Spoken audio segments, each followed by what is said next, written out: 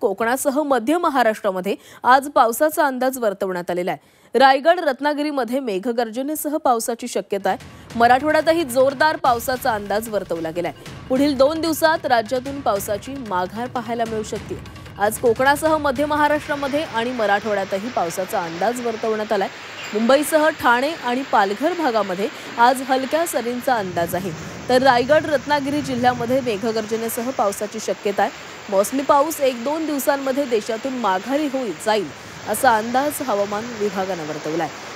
काही ठिकाणी जोरदार वाऱ्यासह पाऊस पडेल। दरम्यान पाऊस माघारी गेल्यानंतर उन्हाचा ताप सहन करावा लागणार आहे।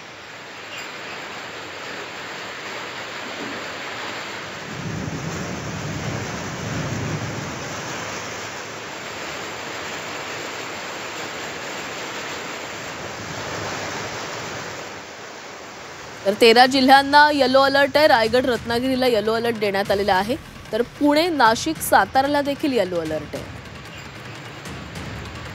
बीड, धाराशिव, लातूर, अहिल्यानगरला ही अलर्ट आहे।